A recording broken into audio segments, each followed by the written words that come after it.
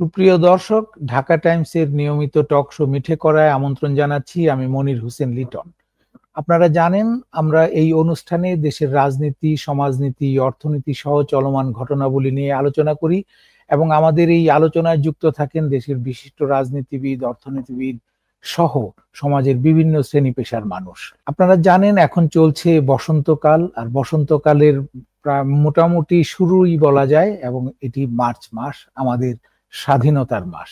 এই স্বাধীনতার মাসে প্রথম এই যে 2 তারিখ মার্চের, এদিন 1971 সালের এই দিনটিতে বাংলাদেশের প্রথম পতাকা উত্তোলন করা হয়েছিল। সেটি ছিল এক, নিশ্চয়ই যারা সেদিন অংশগ্রহণ করেছিলেন সেই ঢাকা বিশ্ববিদ্যালয়ের সেই ইভেন্টটিতে, তাদের সেই অনুভূতি আমরা আজ এখানে বসে বা এতদিন পরে নিশ্চয়ই অনুভব করতে পারবো না। আমাদের স্বাধীনতা আন্দোলন, আমাদের মুক্তিযুদ্ধ এবং শেষ পর্যন্ত স্বাধীন দেশ অর্জনের পথে এটি ছিল একটি গুরুত্বপূর্ণ অধ্যায়।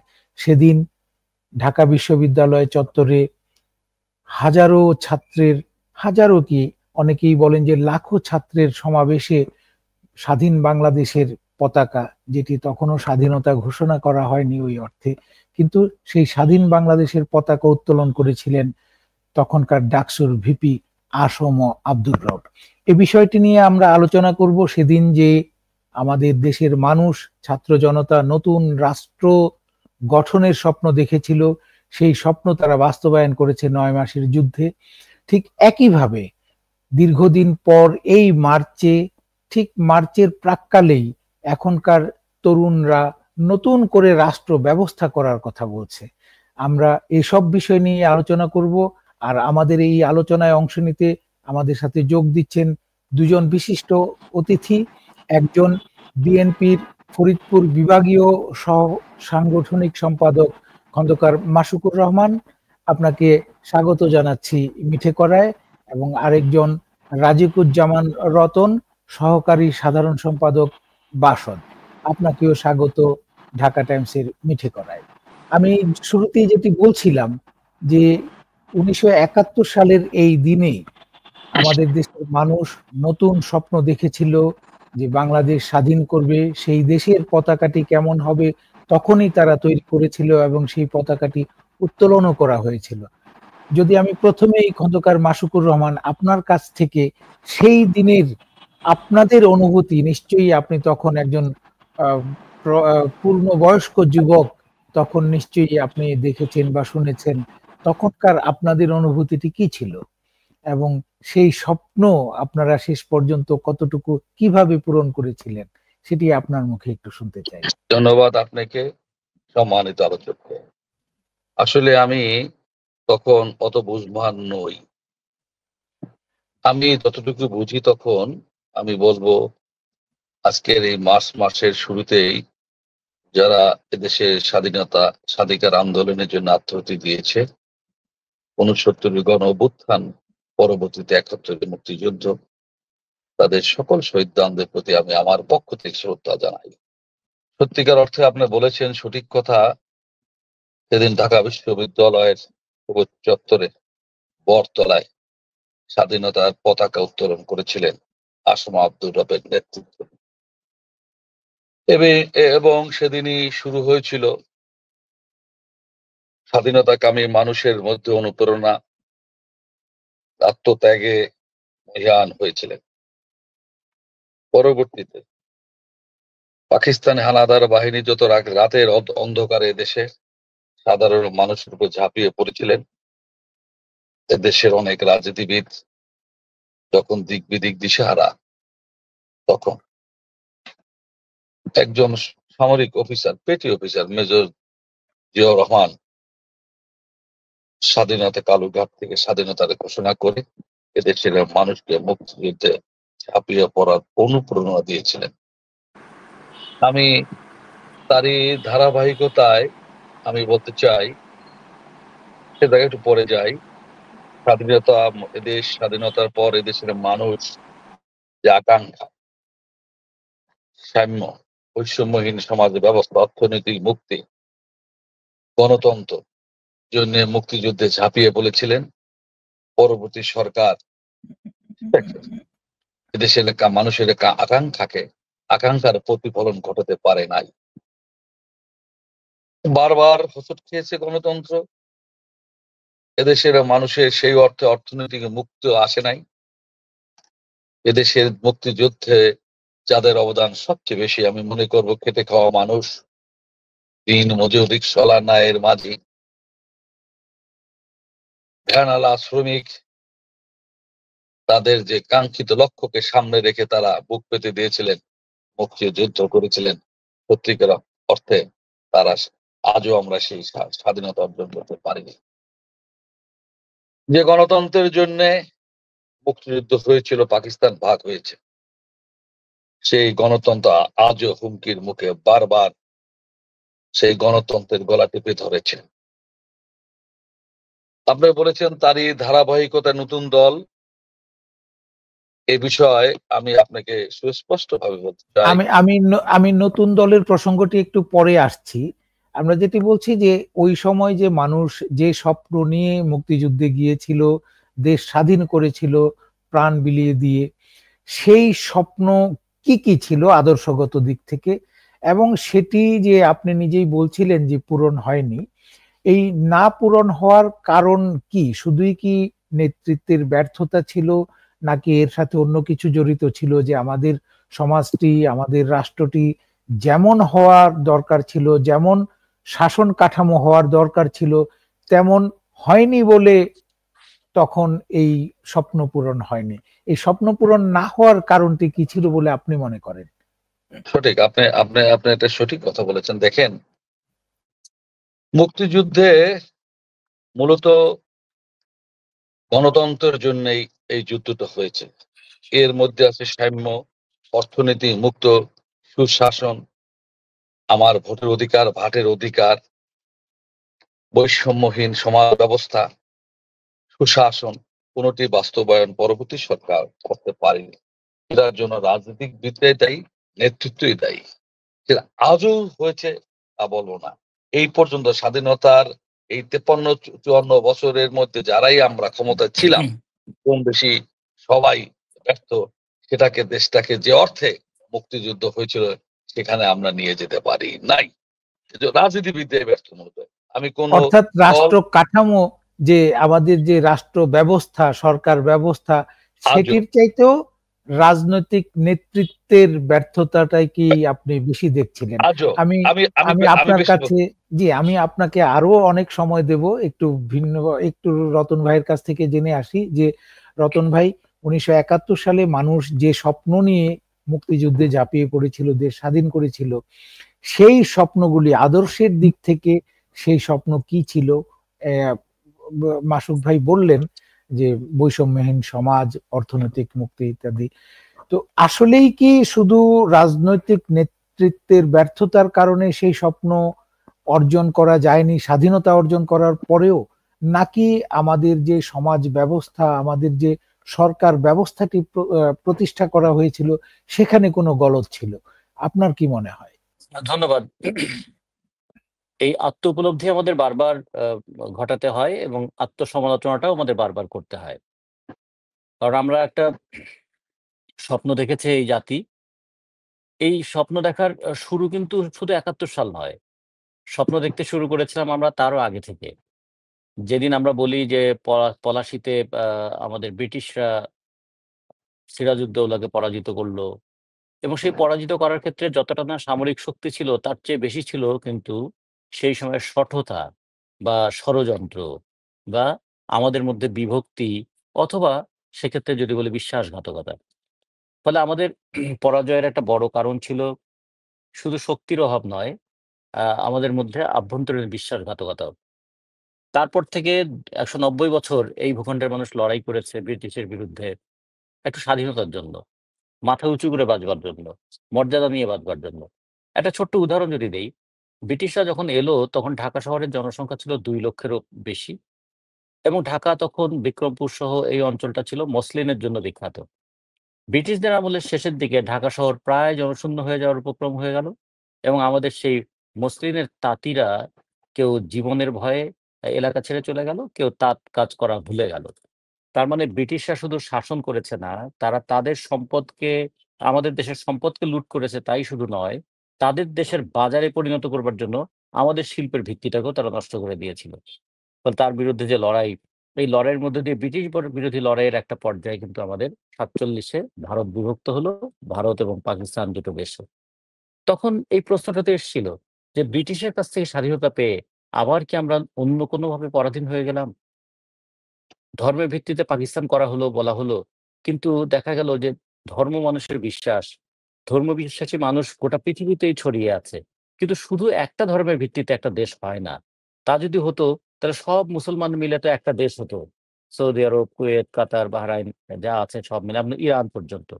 কিংবা যদি বলি ইউরোপের দেশগুলো, তারা বেশিরভাগই খ্রিস্টান ধর্মাবলম্বী দেশ। তারা সবাই মিলে তো একটা দেশ হতো। কিংবা যদি বৌদ্ধ ধর্মাবলম্বী দেশ, আমরা যদি বলি জাপান, কোরিয়া, চীন, তারাও তো একটা দেশ হয়ে যেত। কিন্তু এটা দেখা গেল যে শুধু ধর্মকে ভিত্তি করে কোনো দেশ হয় না। দেশ হতে গেলে অনেক বিষয় লাগে। তার মধ্যে লাগে একটা সাংস্কৃতিক বন্ধন, তার একটা অর্থনৈতিক জীবনধারা, তার ভূখণ্ড, হ্যাঁ? তার ভাষা, এগুলো একটা সমন্বয় লাগে। সেখান থেকে কিন্তু ৫২ ভাষা আন্দোলনের আবার সূত্রপাত। যে আমরা আমাদের জাতিসত্তার একটা সন্ধান খুঁজে পেতে গিয়ে ভাষা ভিত্তিক জাতীয়তাবাদের একটা আমাদের উন্মেষ ঘটলো। এবং তার উপর যে দমন-পীড়ন, সেই দমন-পীড়নের সঙ্গে যুক্ত হয়ে গেল পাকিস্তান রাষ্ট্রটা দফায়, দফায় সামরিক শাসন দ্বারা শাসিত হতো। পাকিস্তানে ২২ পরিবারের শাসন এবং শোষণ ছিল। পাকিস্তান সাম্প্রদায়িক বিভাজন করে মানুষদের যুক্তিকে দমন করতে চেয়েছিল। ফলে আমরা যেটা বলি মুক্তি যুদ্ধের মধ্য দিয়ে সেই আকাঙ্ক্ষাগুলোই আবার মানে শানিত হয়ে উঠেছিল। আমরা একটা আ গণতান্ত্রিক দেশ চাই, আমরা একটা শোষণমুক্ত দেশ চাই এবং মুক্তিযুদ্ধের সময় যে আ যেটা বলি যে আ আমাদের আ মুজিবনগর ঘোষণা কিংবা যেটা আমরা ১০ই এপ্রিলের ডিক্লারেশন অফ ইন্ডিপেন্ডেন্স, যেখানে বলা হয়েছিল আমরা সাম্য, মানবিক মর্যাদা, সামাজিক সুবিচার প্রতিষ্ঠা করব। ফলে আমাদের মুক্তিযুদ্ধের মধ্যে এই আকাঙ্ক্ষাটা নানা বা ভাবে, নানা ভঙ্গিতে আমাদের মধ্যে যুক্ত হয়েছিল। ৭০ এর নির্বাচনে যে ধস নামানো বিজয় আমাদের এই বাঙালিরা অর্জন করল, সেই বিজয়ের পরেও যখন ক্ষমতা হস্তান্তর হলো না, তখন এদেশের মানুষ বুঝে গেল যে নির্বাচনের পথে নয়, আলোচনার পথে নয়, এখন আমাদের আন্দোলন এবং সংগ্রামের পথে অধিকারটা আদায় করতে হবে। সে কারণে মুক্তিযুদ্ধ অনিবার্য হয়ে পড়ল। এবং অনিবার্য মুক্তিযুদ্ধের পরে যে দেশটা আমাদের হলো, সেই দেশে কিন্তু আমাদের এই সংগ্রামগুলো আমাদেরকে ভুলিয়ে দেওয়ার চেষ্টা করা হলো। সেই সংগ্রামের মধ্যে ছিল যে আমরা একটা অসাম্প্রদায়িক দেশ চাই, আমরা একটা গণতান্ত্রিক দেশ চাই, আমরা একটা শোষণমুক্ত দেশ চাই। এখন অসাম্যের পরিবর্তে মানে মানে আমরা যদি বলি সাম্যের পরিবর্তে সেখানে অসাম্য এত বিস্তৃত হয়েছে যে দেশের বয়স যত বাড়ছে, ধনী দরিদ্রের ব্যবধানও তত বাড়ছে। দেশের মানুষের জিডিপি বাড়ছে, মাথাপিছু আয় বাড়ছে, সাথে, সাথে রতন মানুষের ভাই, জীবনের দুর্দশাও বাড়ছে। আমরা জানতে চাই যে ওই সময়ে যে ব্যর্থতাটা শুরু, ঠিক স্বাধীনতার পরপরই এই ব্যর্থতা শুরু, অর্থাৎ মানুষের যে চাওয়া স্বপ্ন সেইগুলি পূরণ না হওয়ার যে প্রক্রিয়া, সেটি স্বাধীনতার পর থেকেই শুরু, আপনারা দুজনেই বলছিলেন। এর ঠিক মূল কারণটি কি ছিল? সেটি কি শুধুই রাজনীতিবিদদের কারণে সেই ব্যর্থতা, নাকি আমাদের রাষ্ট্র ব্যবস্থায়, সরকার ব্যবস্থায় এমন কোনো গলদ ছিল যে কারণে সেই স্বপ্ন পূরণ হতে পারেনি, অথবা যে কারণে দুর্বৃত্তায়ন হয়েছে রাজনীতিতে, সমাজের অন্যান্য ক্ষেত্রে? এইটার মূল কারণটা কি আসলে? ধন্যবাদ। আমার আলোচনাটাকে আপনি একটু রাইট ট্র্যাক এ নিয়ে আসার চেষ্টা করেছেন। যে আমি যে পটভূমিটা বললাম, এই পটভূমিতে যে জিনিসটা দেখলাম, তাহলে দেশ তো স্বাধীন হলো। আকাঙ্ক্ষাটাও আমাদের ছিল। আকাঙ্ক্ষা অনুযায়ী জীবনও দিলাম। তো দেশটা পরিচালনা করব কোন পদ্ধতিতে? এইটা খেয়াল করতে হবে যে দেশ কি তাহলে আবার ওই শোষণমূলক ব্যবস্থায় দেশটা পরিচালিত হবে? তাহলে এক শোষকের পরিবর্তে আরেক শোষক হবে। বিদেশি শোষকের পরিবর্তে দেশি শোষক আসবে। বিদেশি লুটপাটকারীর পরিবর্তে দেশি লুটপাটকারী আসবে। কিন্তু পদ্ধতিটা তো একই থেকে গেল। ফলে দুটো প্রশ্ন এখানে ছিল। একটা হলো যে পদ্ধতিটা কি পাল্টালো? স্বাধীন হলাম, ঠিকানা পেলাম, জাতীয় পতাকা পেলাম, জাতীয় সঙ্গীত পেলাম। কিন্তু রাষ্ট্র পরিচালনার যে পদ্ধতি, সে পদ্ধতিটা কি আগের মতোই থেকে গেল কিনা? আমরা দেখছি যে আগের মতোই থেকে গেল। আর যে রাজনৈতিক দল যাদের দায়িত্ব নেয়ার কথা এগুলো, সেই রাজনৈতিক দল ক্ষমতাকে কুক্ষিগত করবার জন্য তারা কখনো দমন-পীড়নকে তাদের হাতিয়ার করেছেন, আর দুর্নীতিটা তাদের লুটপাটের উপায় বানিয়েছেন। ফলে দমন পীড়ন করবার জন্য সেই ঔপনিবেশিক আমলের ওই পুলিশ বাহিনী, ঔপনিবেশিক আমলেরই প্রশাসন, সেই ঔপনিবেশিক আমলে পুলিশ এবং প্রশাসন দিয়ে দমন পীড়ন করছেন। আর ঔপনিবেশিকরা যে লুণ্ঠন শিখিয়ে গিয়েছিলেন, সেই লুণ্ঠনটা যে কত তীব্র মাত্রায় রূপ লাভ করতে পারে, আমরা গত 15 বছরে তার একটা চূড়ান্ত রূপ দেখেছি। তার মানে প্রথমত দেশটা পরিচালিত হবে যে উদ্দেশ্যে, সেই উদ্দেশ্য অনুযায়ী আমরা ব্যবস্থাটা পাল্টাতে পারি নাই। দ্বিতীয়ত যে রাজনৈতিক দলগুলো ক্ষমতায় ছিল, তারা ঠিক একই দমন এবং শোষণ এবং লুণ্ঠন দুটোকেই তাদের হাতিয়ার বানিয়েছেন। ফলে দমন করবার জন্য পুলিশ এবং প্রশাসনকে ব্যবহার করেছেন, আর লুটপাট করবার জন্য ব্যবসা বাণিজ্য, শিল্প, কলকারখানাগুলোকে তারা কব্জা করে ফেলেছেন। সে কারণে আমরা দেখছি এখনো কৃষক ফসল উৎপাদন করে ফসলের দাম পায় না, শ্রমিক ঘাম ঝরিয়ে ঘামের মূল্য পায় না। তা এই যে আমরা বলছি, তাহলে এখানে দুটো জিনিস এখানে যুক্ত, একটা পদ্ধতি আর একটা রাজনৈতিক দল, দুটো মিলেই। কারণ রাজনীতি তো বিমূর্ত কোনো জিনিস নয়, কোনো না কোনো রাজনৈতিক দলের মধ্য দিয়ে তো রাজনৈতিক পদ্ধতিটা সেটা একটা রূপ পায়। ফলে যে রাজনৈতিক দলগুলো ক্ষমতায় ছিল, তারা শোষণমূলক ব্যবস্থাটাকে তারা অব্যাহত রেখেছে। তো আমি মাসুক ভাইয়ের কাছ থেকে আরেকবার জানতে চাই যে বঙ্গবন্ধু হত্যার পর যে আমরা যে অনেকেই অভিযোগ করে যে স্বাধীনতার পর আওয়ামী লীগের যে শাসনকাল সেটি ছিল চরম অরাজকতাপূর্ণ, ব্যর্থতায় ভরা, মানুষের স্বপ্ন আকাঙ্ক্ষা কোনোটাই পূরণ হয়নি। সেগুলি যেমন ঠিক, এটিও ঠিক যে প্রাণ দিয়ে বঙ্গবন্ধু এর এক ধরনের মূল্য দিয়েছেন। তো পরবর্তীতে যারা শাসক হিসেবে এসেছেন তারা কেন ব্যর্থ হলেন? তারা তো দেখেছেন যে এর আগে মানুষের স্বপ্ন এই ছিল, মানুষ এই চায়, এবং তাদের আকাঙ্ক্ষা পূরণ না হলে আবারও একই ধরনের পরিস্থিতির দিকে আমরা এগিয়ে যাব। সেই বোধের পরেও কেন পরবর্তী সরকার, আমরা যদি সুনির্দিষ্টভাবে বলি যে শহীদ রাষ্ট্রপতি জিয়াউর রহমান, তখনও তিনি শহীদ নন, তিনি যখন ক্ষমতায় এলেন তিনি কতটা চেষ্টা করেছেন, কেন সফল হতে পারেননি?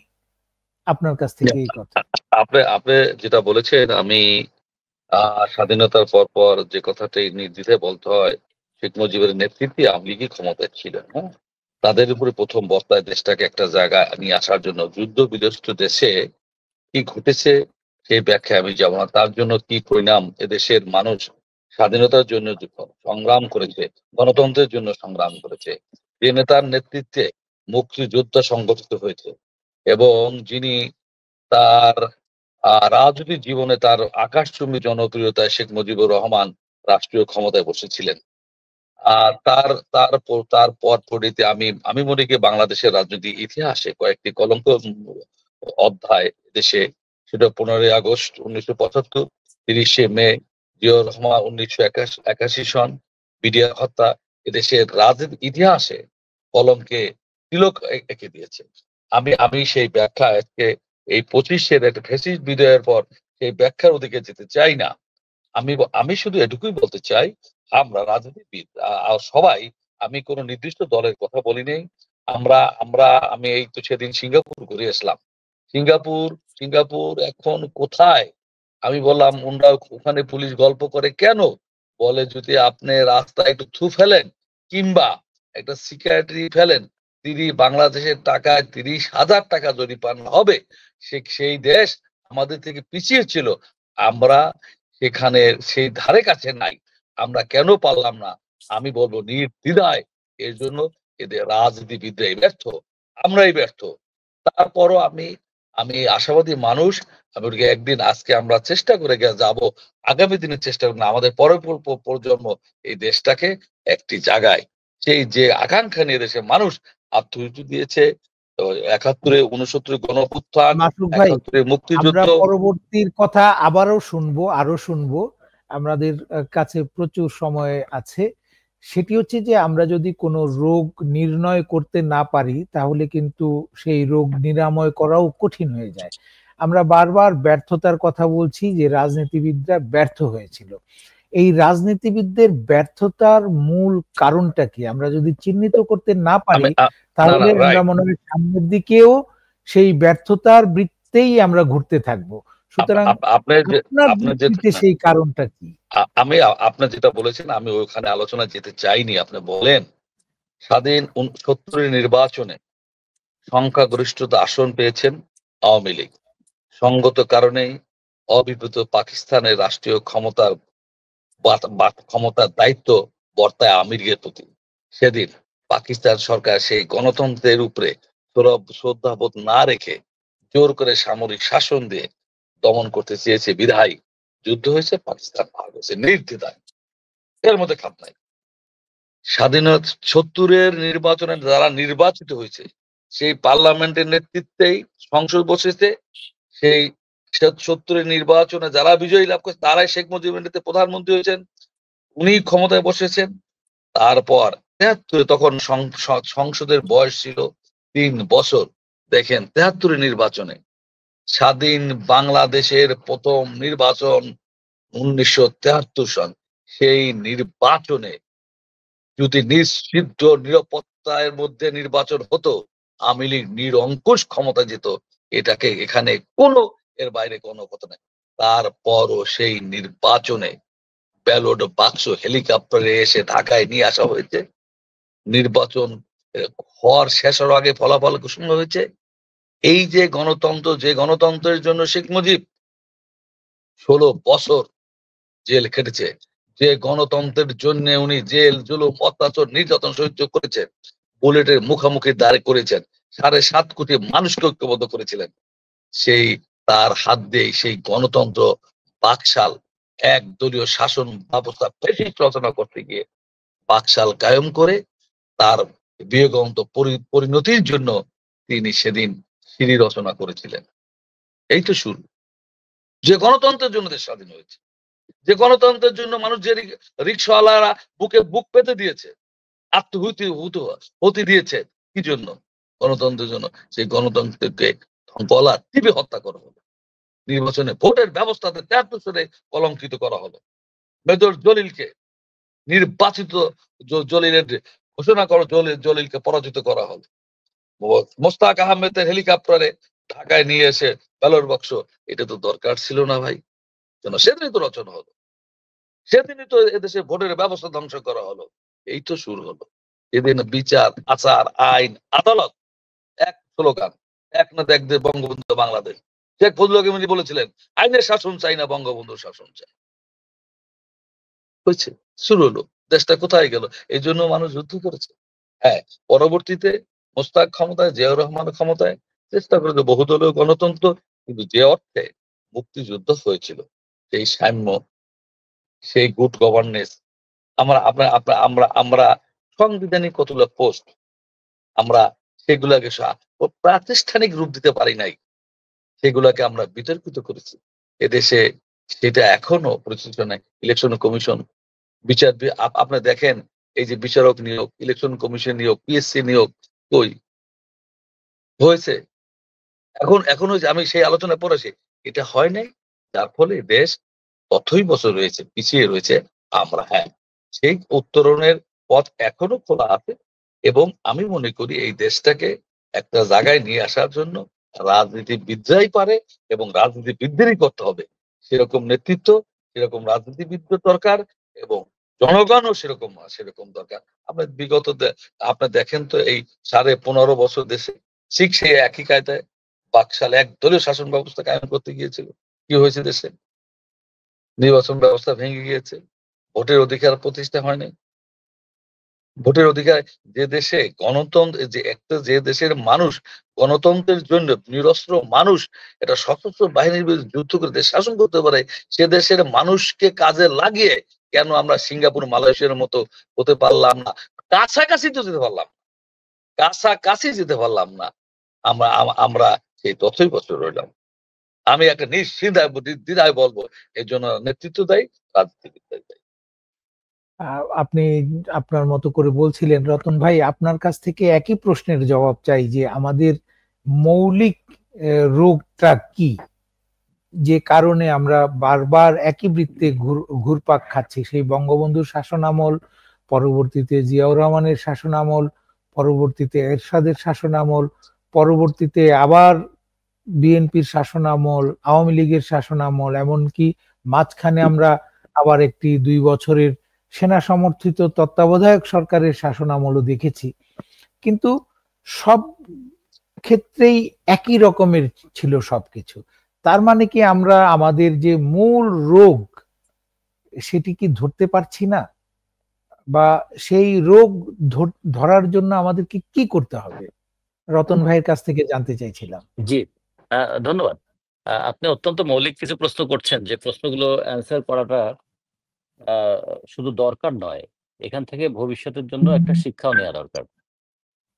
আমরা বিভিন্ন আমল দেখেছি এবং আমলনামাটাও আমরা আমাদের সামনে আছে।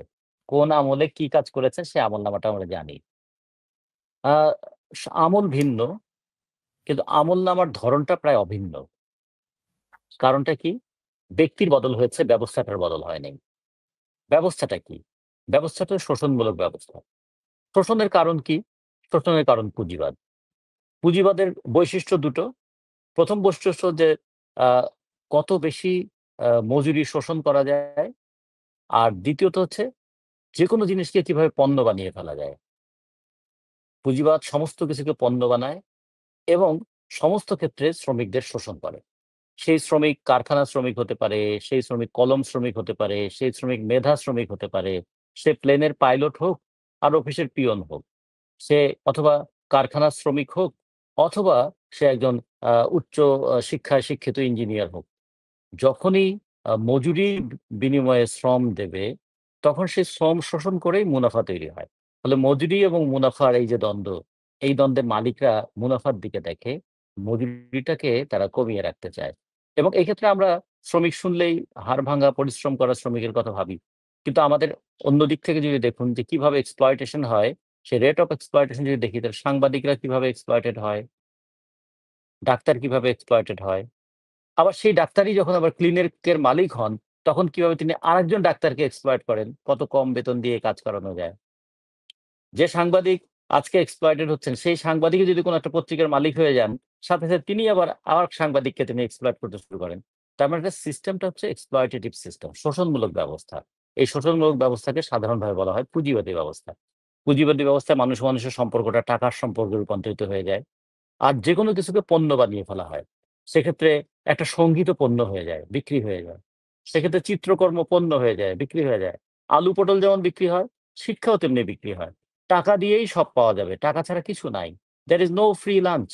বিনা পয়সায় খাওয়ানোর কথা মানুষ ভুলে যাও। এরকম কথা মনে করে। যে কারণে ওই আমরা যদি বলি আ শিক্ষাটাকেও পণ্য বানিয়ে এখন দেখুন বাংলাদেশের পুরো শিক্ষা ব্যবস্থাটা চলছে একটা প্রাইভেটাইজেশন এর দিকে। স্বাস্থ্য ব্যবস্থাটা দেখুন, সরকারি হাসপাতালগুলো ঢুকছে, তারা ডাক্তারের অভাবে, ওষুধের অভাবে। আর প্রাইভেট হাসপাতালগুলো একটা মানে বিলাসবহুল হোটেলে রূপান্তরিত হয়ে যাচ্ছে। মানুষ হাসপাতালের সামনে দিয়ে যাবে কিন্তু হাসপাতালে ঢুকতে পারবে না। এরকম পরিস্থিতি হয়েছে। ফলে আমি যদি বলি মূল কারণটার মূল রোগ যদি খুঁজে বের করতে চাই, মূল রোগ হচ্ছে যে পুঁজিবাদী শোষণমূলক ব্যবস্থাটা অব্যাহত রয়েছে এবং এই পুঁজিবাদী শোষণমূলক ব্যবস্থা দিনের পর দিন শক্তিশালী হচ্ছে। যে কারণে যার টাকা যত বেশি তার ক্ষমতা তত বেশি। যার ক্ষমতা যত বেশি তিনি আবার ওই ক্ষমতা প্রয়োগ করে আর টাকা বানানোর কাজে আছেন। যে কারণে পার্লামেন্টের মতন জায়গা, যেটা আইনসভা, সে আইনসভার নমিনেশনটাও এখন আলু পটলের মতন কেনাবেচার পণ্য হয়েছে। ভোটাররা তো আগেই কেনাবেচার পণ্য হয়ে গিয়েছে।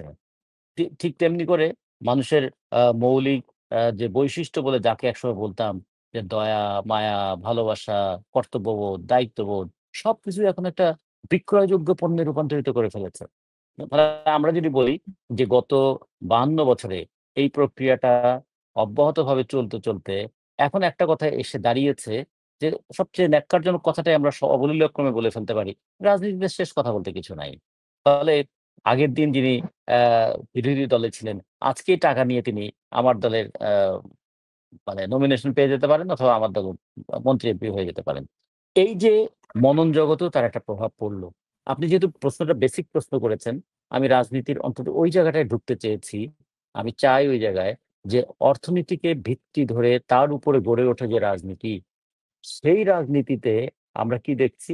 আমরা দেখছি যে পুঁজিবাদী অর্থনীতির বহিঃপ্রকাশ হিসেবে পুঁজিবাদী রাজনীতি এবং তার মধ্য দিয়ে একটা ফ্যাসিস্ট মনন তৈরি হয়ে উঠছে যে আমি যা বলব, আমি আইন, আমিই সমস্ত কিছু এবং যারা ক্ষমতায় আসেন তারা নিজেদেরকে সমস্ত কিছুর ঊর্ধ্বে নিজেদেরকে মনে করেন। তারা ইতিহাসটা দেখেন, কিন্তু ইতিহাস থেকে কিছু শেখেন না। তারা মনে করেন আগের যে যতখানি শাসন করেছে আমি তার চেয়েও বড় শাসক হব। আগের ক্ষেত্রে যে দুর্বলতা ছিল, সেই দুর্বলতাটা দূর করে আমি আরো অনেক দুর্বিনীত হয়ে উঠব। যে কারণে দেখুন একটার পর একটা শাসক যায়, আগের চেয়ে অনেক বেশি তারা আ মানে দমন-পীড়নে অভ্যস্ত হয়ে ওঠে। নতুন, নতুন কালাকানুনের কথা বলুন। ৭৪ সালে বিশেষ ক্ষমতা আইন ছিল। এখন পর্যন্ত সেই বিশেষ ক্ষমতা আইনটা বাতিল হলো না। সন্ত্রাস দমন আইন ছিল, সেটাও বাতিল হলো না। ডিজিটাল সিকিউরিটি অ্যাক্ট, সেটাকে আবার সাইবার সিকিউরিটি অ্যাক্টে রূপান্তরিত করে ফেলা হলো।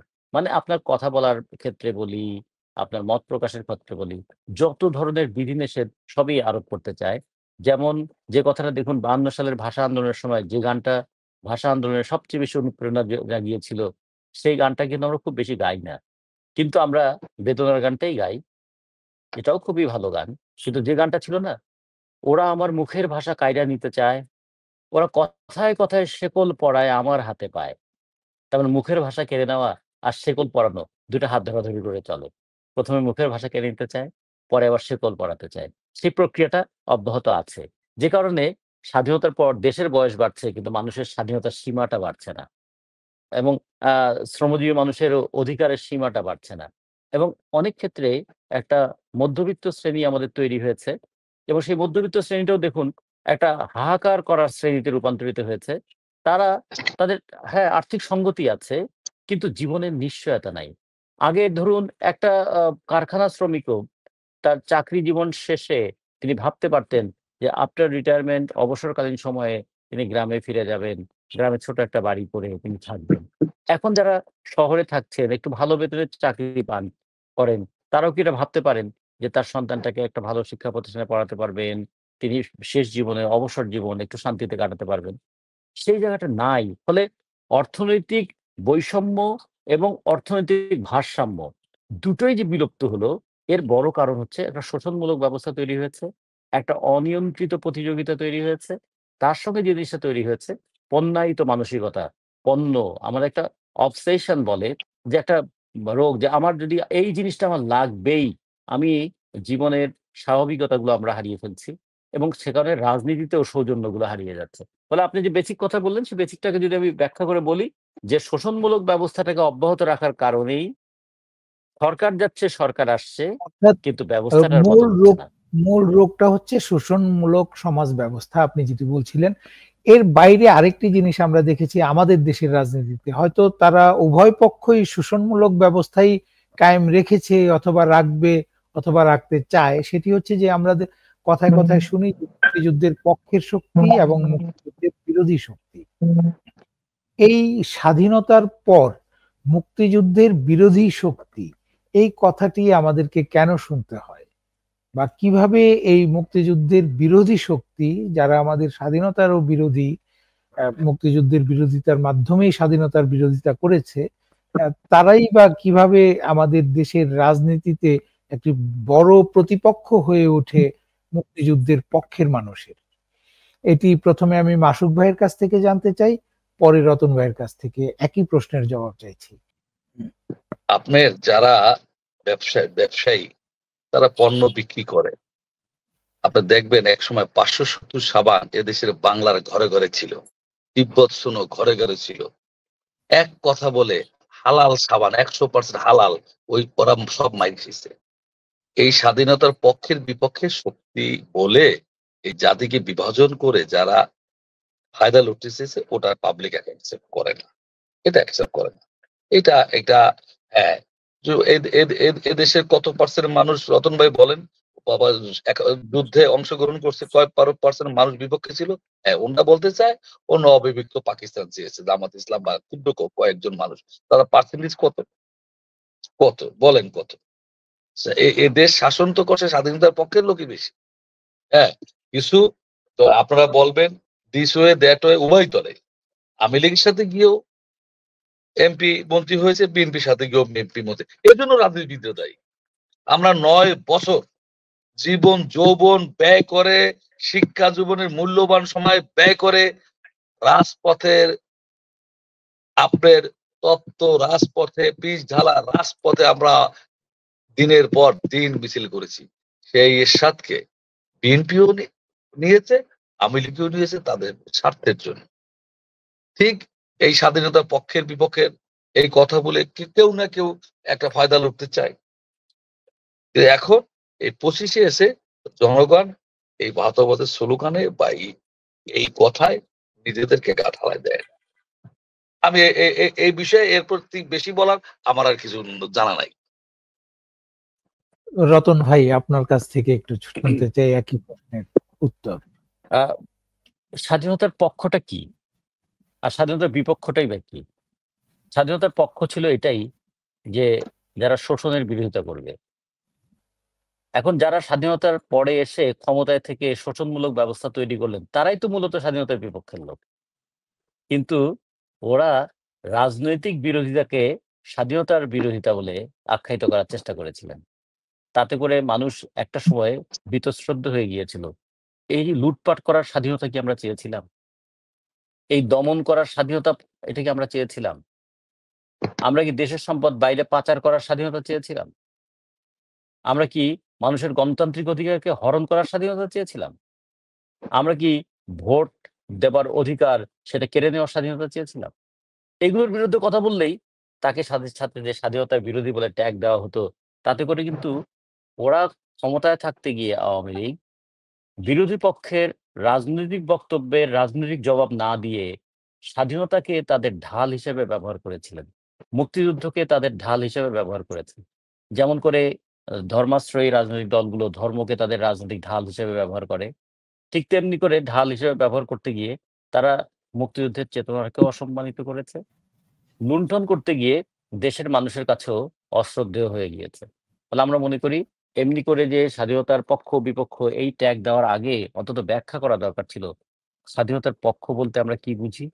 স্বাধীনতার বিপক্ষ বলতে আমরা কি বুঝি? যারা মানুষের গণতান্ত্রিক অধিকার চায়, তারা কি কখনো স্বাধীনতার বিপক্ষে কথা বলে? বলে না তো। এখন আমরা আরেকটা জিনিস দেখেছি যে যারা একসময় বলছিল পাকিস্তান আল্লাহর ঘর, পাকিস্তান না টিকলে ইসলাম টিকবে না। সেই মানুষগুলো তো বাংলাদেশেও আবার রাজনীতি করছে। তারা কি তার জন্য কখনো জবাবদিহি করেছে? যে পাকিস্তান না থাকলেও ইসলাম থাকে। পাকিস্তান না থাকলেও ভারতেও তো মুসলমান আছে। পাকিস্তান নাই, তারপর ওই জাপানেও তো মানে মুসলমান আছে। ফলে ধর্মের আ বিশ্বাসের ক্ষেত্রে এই দেশ গুরুত্বপূর্ণ বিষয় নয়। তো তারাও সেই সময় এই ধর্মটাকে ঢাল হিসেবে ব্যবহার করেছিল। এইজন্য আমরা মনে করি রাজনীতিতে যুক্তিতর্কটা সবচেয়ে বড় বিষয় হওয়া উচিত। আমরা আ মাসুক ভাইয়ের কথার সঙ্গে একমত যে এই যে রাজনীতিকে কখনো কখনো যুক্তিহীন করে তোলার জন্য, প্রতিপক্ষকে দমন করার জন্য কখনো কখনো এই যে বাক্য বিন্যাস করা হয়, এতে করে মূলত রাজনীতির মূল্যবোধটাই ধ্বংস হয়। ফলে আওয়ামী লীগ যে কাজটা সবসময় করেছে, মুক্তিযুদ্ধ বিরোধী হিসেবে ট্যাগ দেওয়ার চেষ্টা করেছে। ঠিক মৌলবাদীরাও ঠিক একই কথা বলবে। যদি আপনি কোন যুক্তির কথা বলেন, তার সাথে, সাথে আপনাকে ধর্মবিরোধী ট্যাগ দেবে। ফলে এই যে ট্যাগিং এর রাজনীতি, এটা মানুষের যুক্তিবাদী রাজনীতিটাকে নষ্ট করে দেয়। এবং তার ফলটা কি হয়? একটা ফ্যাসিস্ট মনোভাব তৈরি হয় এবং লুটপাটটাকে অব্যাহত রাখে। ওরা শেষ পর্যন্ত লুটপাটকে অব্যাহত রাখে, প্রতিবাদের মনটাকে দমন করতে চায়। আপনার দৃষ্টিতে কি এরকমটি মনে হয় যে আমাদের দেশের ধর্মভিত্তিক রাজনীতি বা ধর্মাশ্রয়ী রাজনীতি আগের চাইতে বেড়েছে এবং দিন দিন বাড়ছে, তাদের প্রভাব সব দিক থেকেই বাড়ছে? রতন ভাই, আপনার কাছ থেকে এই প্রশ্নের উত্তর আশা করছি। ধর্মাশ্রয়ী রাজনীতি বলব না আমি, ধর্ম ব্যবসায়ী রাজনীতি বলব। কারণ যে মানুষ ধর্মকে আশ্রয় করে তাদের প্রভাব বাড়ছে কিনা আগের চাইতে? না, হ্যাঁ। যে মানুষ ধর্মকে আশ্রয় করে, সে তো বলে যে, "আল্লাহ তুমি ছাড়া আমার আর কেউ নাই। ভগবান তুমি ছাড়া তো আমার কেউ নাই। ঈশ্বর তুমি ছাড়া তো আমার কেউ নাই।" তার কাছে ধর্ম হচ্ছে তার একটা মানসিক আশ্রয়। তার কাছে ধর্ম হচ্ছে তার টিকে থাকার অবলম্বন। কিন্তু ধর্মকে যারা ব্যবসার জন্য ব্যবহার করে, "আমাকে ভোট দিলে বেহেশতে যাবা।" এই কথা বলে যারা ভোটকে ব্যবহার করতে চায় কিংবা বিরোধী পক্ষকে যারা ট্যাগ দেয়, তারা যেভাবে করতে চায়, আপাত দৃষ্টিতে বাইরের দিক থেকে দেখলে মনে হয় তাদের একটা প্রভাব বেড়েছে। যে কারণে আমরা দেখেছি মিথ্যা কথা বলে যে মানুষ Facebook ব্যবহার করে নাই, তার নামে অ্যাকাউন্ট খুলে সেখানে একটা আ মা ধর্ম প্রসঙ্গে একটা লেখা দিয়ে তারপর একটা গ্রাম জ্বালিয়ে দেওয়ার ঘটনা ঘটেছে। কেউ না দেখলেও ওই ধর্মবিশ্বাসী মানুষটা, তিনি তো জানেন ঈশ্বর, ভগবান, আল্লাহ এটা দেখছেন। তারা যদি এটা বিশ্বাস করতেন, তারা কি অন্যায় কাজটা করতে পারতেন? করতে পারেন। তার মানে এই যে মানুষকে বিভ্রান্ত করা, মানুষকে বিক্ষুব্ধ করা, এবং এখনো দেখুন ৯০টার মতন যে মাজার জ্বালিয়ে দেওয়া, তারপরে ভাঙচুর করা, এগুলো কোন যুক্তি দিয়ে তারা করছেন? তাহলে এই যে করছেন, এগুলো থেকে বাইরে থেকে মনে হয় যে আপাত দৃষ্টিতে তাদের হয়তো একটা ক্ষমতা বাড়ছে, দাপট বাড়ছে। কিন্তু অন্য দিক থেকে দেখুন তো বাংলাদেশের মানুষের মনন জগৎটা খেয়াল করে দেখবেন। বাংলাদেশের মানুষ কখনো, কখনো হয়তো বিভ্রান্ত হয়, বিক্ষুব্ধ হয়। কিন্তু শেষ পর্যন্ত এদেরকে খুব বেশি পছন্দ করে না। ৭১ সালে তো সেই শক্তি তাদের ছিল, পিছনে সামরিক বাহিনীও ছিল। তারপরে মানুষ তো বুকের রক্তে প্রতিরোধ গড়ে তুলেছিল। ফলে এটা একটু খেয়াল রাখতে হবে যে আপাত দৃষ্টিতে মনে হয় এরকম পরিস্থিতি হচ্ছে, কখনো, কখনো খুব দুঃসময় মনে হয়। কিন্তু যদি শ্রমিক যখন মজুরির দাবিতে আন্দোলন করে, কৃষক যখন ফসলের দামের জন্য আন্দোলন করে, ছাত্র যখন শিক্ষার দাবিতে আন্দোলন করে, কিংবা নারীরা যখন বলে পথ চলার পথে এত বাধা আসবে কেন? কিংবা যখন আমরা বলি যে আমাদের জিনিসপত্রের দাম বাড়বে কেন? কিংবা এই যে রোজার মাস, সংযমের মাস, কই ওই ব্যবসায়ীদের কাউকে কোনো সংযম তো রক্ষা করতে দেখছি না। জিনিসপত্রের দাম তো বাড়ছে। ফলে এগুলোর বিরুদ্ধে মানুষকে একসময় রুখে দাঁড়াতেই হবে। সেই ক্ষেত্রে এই যে ধর্ম ব্যবসায়ী যারা ধর্মকে ব্যবহার করে মানুষের যুক্তিটাকে দমন করতে চান, একদিন তাদেরকে এগুলোর মোকাবেলা করতেই হবে। কিন্তু আপাত দৃষ্টিতে কখনো, কখনো মনে হয় তাদের প্রভাব হয়তো বাড়ছে। কিন্তু এই আপাত প্রভাবটাই প্রকৃত প্রভাব নয়। একই বিষয় জানতে চাই মাসুদ ভাইয়ের কাছে। আপনার কি একই রকমের মনে হয় যে এই ধর্মভিত্তিক দলগুলির যে প্রভাব দিন, দিন বাড়ছে বলে আপাতভাবে মনে হচ্ছে, সেটি আসলেই রতন ভাই উপরের দিক? রতন ভাই বিস্তারিত ব্যাখ্যা করেছে। সর্বশেষ যে লাইনটি দিয়ে শেষ করেছেন, আমি শতভাগ একমত। আমি পাশে একটু যুক্ত করতে চাই, আমাদের দেশের মানুষ এই দেশের বাইরে বেশ কয়েকটি মুসলিম কান্ট্রিতে যাওয়ার আমার সৌভাগ্য হয়েছে। সেই তুলনায় বলবো আমার দেশের মানুষ ধর্মভীরু। আর এই সুযোগে ধর্ম ব্যবসায়ী বলেছেন, ভাই আমি শতভাগ একমত, এটাকে ব্যবহার করে করতে চায় রাজনীতিতে, ব্যবসায়, সমাজে। তো এই ভাই রোজার কথা বললেন, গতকাল পত্রিকায় আমি দেখলাম মধ্যপ্রাচ্য সহ পৃথিবীর অনেক মুসলিম দেশ কালকে একটা রোজা হয়েছে আমাদের দ্বিতীয় রোজা। বিশেষ করে মধ্যপ্রাচ্যের সংযুক্ত আরব আমিরাতে আপনার 10টি নিত্য প্রয়োজনীয় দ্রব্যের উপরে 50% কম করে দিয়েছে মূল্যহ্রাস। আর 10,000, আবার রিপিট করি, 10,000 দ্রব্যের উপরে বিশেষ ছাড় দিয়েছে আমাদের দেশে। দেখেন তো রোজা আসলে, কোরবানি আসলে কত গুণ বাড়ে, তাই না? আমি আমি এটা বলি একটু একটু বেড়েছে, এরা বেশি দূর যেতে পারবে বলে আমি মনে করি না। এর বাইরেও আমি আলোচনা করতে চাই না। আর এটা একটা ব্যবসায় আসলে বললে অসুবিধা, অনেক কথা বলা যাবে না। এটা এটা একটা ব্যবসায় পরিণত হয়েছে। হ্যাঁ, এবং এটা দিয়ে আমি মনে করি ধর্মের জায়গায়, দেশের জায়গায় সবার উপরে আমাদের পার্বত্য যেমন তারা গ্রহণ করেছে, সবার উপরে বাংলাদেশ নিয়ে রাজনীতি করতে চাই। আমি ওই লাইনে আর আমি এগোতে চাই না। আমি নতুন আরেকটি প্রশ্ন করি, সেটি হচ্ছে যে যেই আলোচনার শুরুতে বলেছিলাম মার্চ আমাদের আগুনের মাস, মার্চেই আমাদের মুক্তিযুদ্ধ হয়েছিল, মার্চেই মুক্তিযুদ্ধের আগেই মানুষ রাস্তায় নেমেছিল। ঠিক একইভাবে স্বাধীনতার 54 বছর পর বা প্রায় 55 বছরই হয়ে গেল প্রায়, এখনো আবার তরুণরা, তখন যখন তরুণ ছাত্র সমাজের নেতৃত্বেই মানুষ মাঠে নেমেছিল, ঠিক একইভাবে এই 54 বছর পরেও আবার তরুণদের নেতৃত্বেই মানুষ মাঠে নেমে একটি সরকারের পতন ঘটিয়েছে। কিন্তু একই সাথে তারা বলছে যে গত 54 বছর এই রাষ্ট্রটি সঠিকভাবে চলেনি, এ কারণে এর মেরামত দরকার বা সংস্কার দরকার।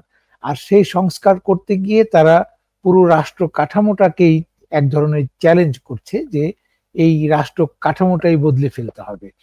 এই যে ছাত্রদের এই চাওয়া আর এই রাষ্ট্র কাঠামোটাকে বদলে দেওয়ার মধ্যে বাস্তবতা কতটুকু, যৌক্তিকতা কতটুকু এবং কতটুকু সম্ভব, এটি প্রথমে রতন ভাই আপনার কাছ থেকে জানতে চাই এবং একই সাথে একটু ভিন্নভাবে একই প্রশ্ন করব মাসুক ভাইয়ের কাছে। রতন ভাই। চাওয়াটার মধ্যে কোনো ভুল নাই, কিন্তু যে পথে তারা চাইছে সেই পথটা ভুল। তারা রাষ্ট্র কাঠামোটা পাল্টাতে চাইছে, কিন্তু কোন পথে যাবে পথটা তো নির্ধারণ করেনি। প্রথমত তারা বলেছে তারা একটা ইনক্লুসিভ সোসাইটি করবে। ইনক্লুসিভ সোসাইটি মানে এই ভূখণ্ডের যে মানুষ, কাউকে তাহলে কি পিছনে ফেলা যাবে? এই ভূখণ্ডের যে মানুষ, উৎপাদনের প্রধান শক্তি কি? শ্রমিক। উৎপাদনের প্রধান শক্তিকে কৃষক। তো শ্রমিক এবং কৃষকের কথা কি তাদের আলোচনায় আছে? সংবিধানের কথাটা অনেকটা মনে হয় যে আলোচনার টেবিলে আছে। রাষ্ট্র ক্ষমতায় কে থাকবে, কে যাবে, তার একটা টেবিল টকের বিষয় নয়। রাষ্ট্র ক্ষমতাটা হচ্ছে রাষ্ট্রটা কার স্বার্থে পরিচালিত হবে সেটা নিয়ে। সে ব্যাপারে তাদের কিন্তু পরিষ্কার কোনো বক্তব্য নাই।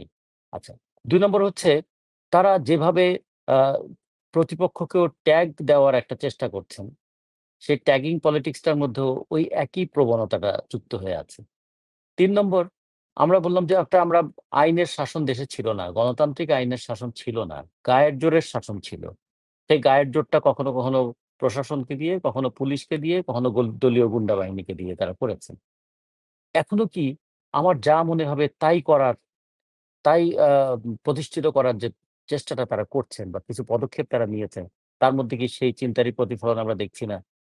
ফলে ভালো কথাটা খুব গুরুত্বপূর্ণ। কিন্তু ভালো কাজ করাটা তো তার চেয়ে বেশি গুরুত্বপূর্ণ। আমার লিখে রাখাটা খুব গুরুত্বপূর্ণ। কিন্তু দৃষ্টান্ত স্থাপন করাটা তো তার চাইতেও গুরুত্বপূর্ণ। ফলে গত ৬ মাসে আমরা খুব ভালো কোনো দৃষ্টান্ত কিন্তু দেখলাম না। আমরা অন্য কিছু না পারি। অন্তত বাজার সিন্ডিকেটটা কি আমরা নিয়ন্ত্রণ করার ক্ষেত্রে পদক্ষেপ দেখলাম? আমরা কি আ মা সাধারণভাবে মানুষের জীবনে একটা স্বস্তি ফিরিয়ে আনার মতন পদক্ষেপগুলো নিতে দেখলাম? দেখলাম না তো। ফলে মনে হচ্ছে যে ফেলে যাওয়া ক্ষমতাটাকে কেড়ে নেওয়ার একটা প্রতিযোগিতা তৈরি হয়েছে। জনগণের বিক্ষোভের মুখে আওয়ামী লীগ পালিয়েছে। শেখ হাসিনা পদত্যাগ এবং দেশ ত্যাগ করেছেন। শেখ হাসিনাকে আমরা বলছি তিনি ফ্যাসিস্ট শাসক ছিলেন। কিন্তু ফ্যাসিজম তো কোনো একটা ব্যক্তির ব্যাপার নয়। তিনি একাই কি ফ্যাসিস্ট হয়ে উঠেছিলেন? তার চারপাশে যে প্রশাসক ছিল, যে পুলিশ ছিল, যে ব্যবসায়ীরা ছিল, তার যে দলীয় নেতাকর্মীরা ছিল, তারা ছাড়া শেখ হাসিনা কি একাই ফ্যাসিস্ট হয়ে উঠেছিলেন? এখন সব দোষী শুধুমাত্র শেখ হাসিনার। অন্যরা সবাই মিলে তাকে যে ফ্যাসিস্ট হয়ে উঠতে সহযোগিতা করলেন, তারা কেউ আর দোষী নন। সেই ব্যক্তিগুলো এখন যদি আবার জাস্ট ভোল পাল্টে ওর কাছে গিয়ে ভিড়ে যায়, তাহলে কি দাঁড়াবে? যারা একদিন শেখ হাসিনাকে ফ্যাসিস্ট বানিয়েছিল, তারাই আবার পরবর্তী শাসককেও ফ্যাসিস্ট বানিয়ে ফেলবে। সে কারণে আমি মনে করি যে আমাদের এই নতুন ছেলেমেয়েরা রাজনীতিতে একটা নতুন ধারা তারা তৈরি করতে চান। কিন্তু আমরা মনে করি পুরোনো পথে নতুন ধারা তৈরি হয় না। নতুন ধারা তৈরি করতে গেলে নতুন পথে হাঁটতে হবে। সেই নতুন পথটা তাদের নাই। অথবা নতুন পথে যারা হাঁটতে চান না, তারাও বোধহয় শর্টকাট মেড ইজি পথটাই গ্রহণ করতে চান। যে প্রশাসন এবং পুলিশকে ব্যবহার করে আবার ক্ষমতায়ও তারা থাকতে চান। যে কারণে দেখুন যেভাবে দল গঠন প্রক্রিয়া, দলের আ মানে ক্ষমতা বৃদ্ধির প্রক্রিয়া তারা করছেন এবং এর মধ্য দিয়ে যদি ভবিষ্যতের নির্বাচন প্রক্রিয়াটাও তারা এগিয়ে নিতে চান, তাহলে কিন্তু মানুষের মনের মধ্যে আবার প্রশ্ন হবে। যেমন আজকে নির্বাচন কমিশন একটা কথা বলেছেন, ইলেকশন ইঞ্জিনিয়ারিং করে আখেরে খুব ভালো হয় না। তা আমরা তো ইলেকশন ইঞ্জিনিয়ারিং এরও কিছু পথ দেখেছি। আর সাথে একটু শুধু বলি যে দেখুন, শ্রীলঙ্কাতেও আমাদের দেশের মতোই একটা ঘটনা ঘটেছিল। এবং শ্রীলঙ্কায় ঘটনা ঘটার পর অনেকেই বলেছেন বাংলাদেশ কি শ্রীলঙ্কার পথে হাঁটতে যাচ্ছে? শ্রীলঙ্কার রাজপাকসেও কিন্তু দেশ ছেড়ে পালিয়েছিলেন। পদত্যাগ করার সময়ও পাননি। তিনি তো সিঙ্গাপুর থেকে পদত্যাগপত্র পাঠিয়ে দিয়েছিলেন। কিন্তু ২ বছরের মধ্যে শ্রীলঙ্কা কিন্তু ঘুরে দাঁড়ালো। কিভাবে? মুদ্রাস্ফীতি কমালো। কিভাবে? শিক্ষায় সর্বোচ্চ বরাদ্দ করল। কেন? কৃষিতে তারা সবচেয়ে বেশি গুরুত্ব দিল। কেন? তারা লুণ্ঠনমূলক যে আ প্রজেক্ট গুলো ছিল সেগুলো বাতিল করল কিভাবে? অথবা সেখান থেকে তারা ব্যয়টাকে সংকোচ করল কিভাবে?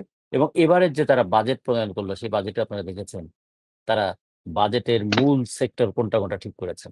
ফলে শুধুমাত্র ফ্যাসিস্টকে তাড়ানোটা বড় কাজ নয়। ফ্যাসিস্ট তাড়ানো অবশ্যই কাজ, বড় কাজ। কিন্তু ফ্যাসিস্ট তাড়িয়ে যে সংস্কৃতি, যে অর্থনীতি এবং যে রাজনীতির মধ্য দিয়ে ফ্যাসিজম গড়ে ওঠে, সেই সংস্কৃতিটা মনন জগতে থাকলো যে আমরাই সব করব। সেই লুণ্ঠনমূলক অর্থনীতিটাই বহাল রাখলেন এবং সেই রাজনীতি, ক্ষমতায় থেকে রাজনীতি করব এবং প্রতিপক্ষকে দমন করব। এই মানসিকতা থাকলে মানুষ বলবে যে রাজা যায় রাজা আসে, কিন্তু আমাদের ক্ষমতার পদ্ধতির কোনো বদল হয় না। ওই একটা কথা মানুষ দুঃখের সঙ্গে শেষ পর্যন্ত আবারও বলবে, ওই শেষ পর্যন্ত যে যায় লঙ্কায় সেই তো রাবণ হয়ে যায়। ফলে আমরা মনে করি সেইজন্য যুক্তি করাটা খুব গুরুত্বপূর্ণ। যুক্তির একটা বড় শক্তি কি জানেন? এই যে আমি আপনার সামনে যে কথা বলছি, আমি এই কথার বিপরীতে কথা বললে কেউ না কেউ আমাকে প্রশ্ন করবে। কিন্তু শক্তির একটা বড় সুবিধা হলো যে আমি যা করছি করছি। আপনি পারলে আমাকে ঠেকান। ফলে শক্তি হচ্ছে আমার গায়ে শক্তি প্রতিপক্ষকে আছে, হ্যাঁ, আপনি পারবেন হুম, কিনা। তো রতন ভাই প্রতিপক্ষকে যেটি বলছিলেন, নিশ্চুপ করে দিতে চায়। আপনি যেটি বলছিলেন যে আপনি আশা করছিলেন যে নতুন এই যেই ছেলেরা এখন ক্ষমতায় যাওয়ার স্বপ্ন দেখছে, তারা দেশে রাষ্ট্র সংস্কার বলুক আর যেই বলুক সেটি হবে ইনক্লুসিভ পলিটিক্স একটি তৈরি করবে। কিন্তু আমি মাসুক ভাইয়ের কাছ থেকে জানতে চাই, ইনক্লুসিভ পলিটিক্সে তো আমাদের দেশে যে জনসংখ্যার একটি বড় অংশ এখনো আওয়ামী লীগের সমর্থক। তো সেক্ষেত্রে আওয়ামী লীগ কি এই ইনক্লুসিভ পলিটিক্সে থাকবে, নাকি তাদেরকে বাদ দিয়ে ইনক্লুসিভ পলিটিক্স হবে? আপনার কি মনে হয়?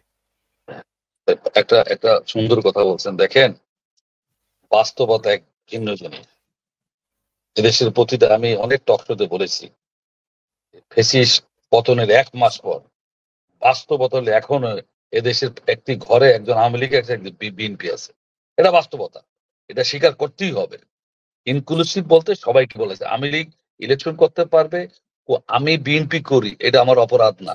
আমি আমি বিএনপি করি, আমার দল ক্ষমতায়, আমি অন্যায় করি, আমি অবিচার করি, আমি অপরাধী। আমি আওয়ামী লীগ করা অপরাধ না। আওয়ামী লীগকে, এই দলকে যতদিন ব্যান না করবে, এই দলের প্রতিটা নেতা কর্মীর রাজনীতি করার অধিকার তাদের রয়েছে।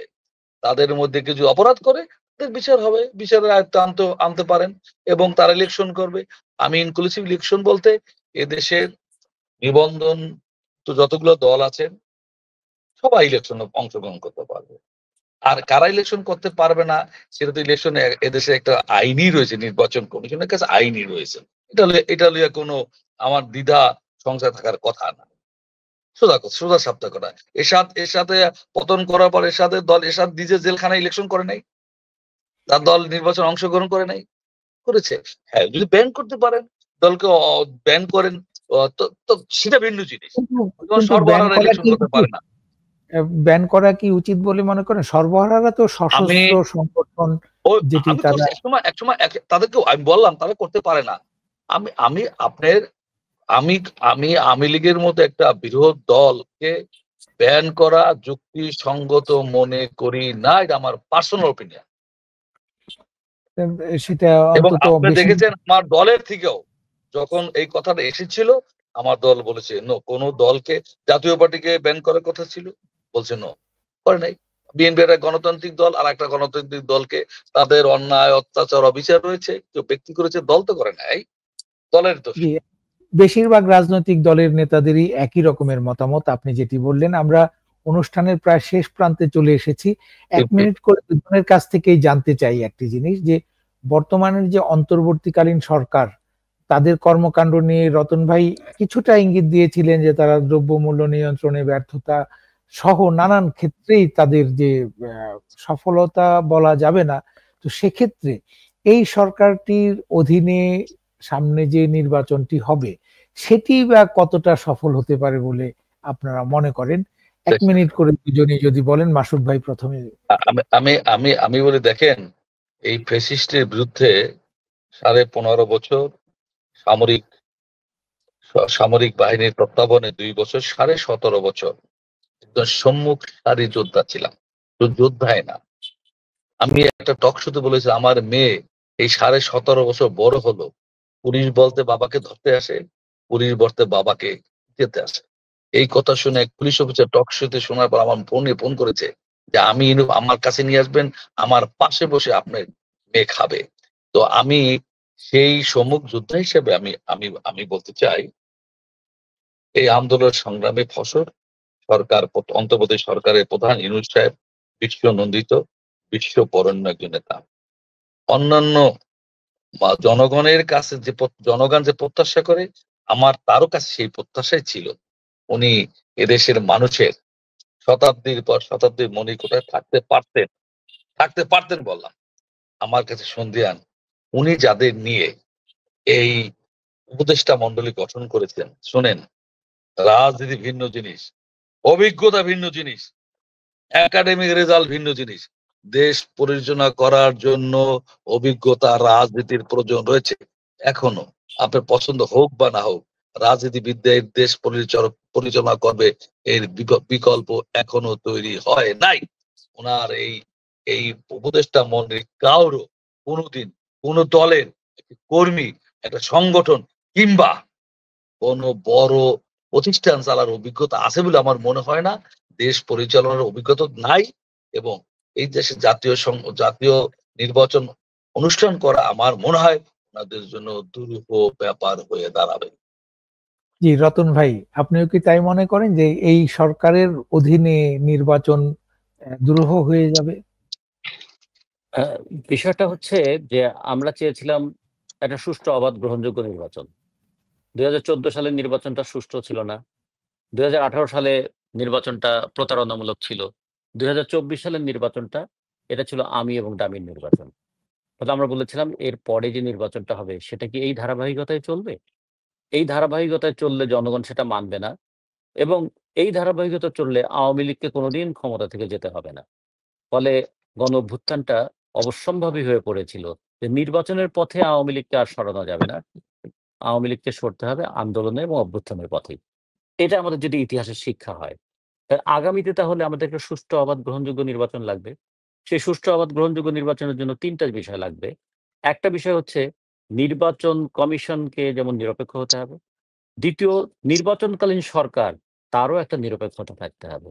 আর তৃতীয়ত, ভোট দেয়া এবং ভোট গণনাটা স্বচ্ছ হতে হবে।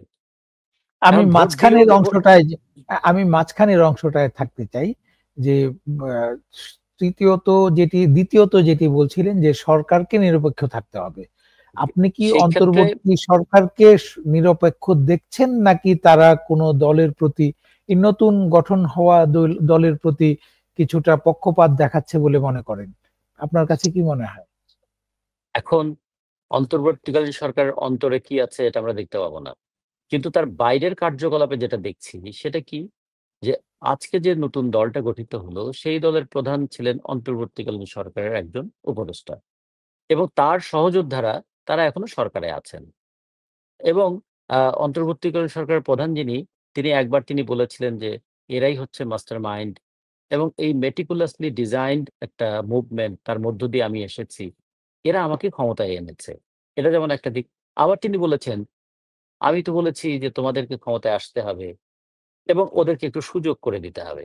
তো অন্তর্বর্তীকালীন সরকারের মুখের কথাগুলোর মধ্যে কিন্তু এই জিনিসটা পাওয়া যায় যে এদেরকে ক্ষমতায় আসতে হবে, এদেরকে ক্ষমতার সুযোগ করে দিতে হবে। ফলে তিনি ক্ষমতায় থেকে অর্থাৎ নির্বাচনটা আপনি সুষ্ঠু করতে পারবেন, সরাসরি না এ বললেও ব্যাপারে সন্দেহ আছে। আছে। ফলে এই সন্দেহ নিরসন করার দায়িত্ব কিন্তু এই সরকারের। যার যার কথায় সন্দেহ তৈরি হয়েছে, সন্দেহটা দূর করতে হবে তো তাকেই। শুধু সন্দেহ না, আপনি তো ইঙ্গিত করলেন যে এই সরকার এই নতুনদের এই দলের প্রতি উৎসাহ দিচ্ছে, দলটাকে আগ্রহ দেখাচ্ছে তাদের নানান কর্মকাণ্ডে, এবং সেটি ভবিষ্যতে হয়তোবা নির্বাচনের সময় পক্ষপাতের দিকেও যেতে পারে। আপনাদের দুজনকেই ধন্যবাদ জানাচ্ছি এই ঢাকা টাইমসের এই টক শোতে অংশ নেওয়ার জন্য। আগামীতে আবারও আপনাদেরকে ভিন্ন কোনো ইস্যুতে আমরা পাবো সেই আশা রাখি। আবারও কৃতজ্ঞতা এই রমজানের দিনে আমাদেরকে সময় দেওয়ার জন্য।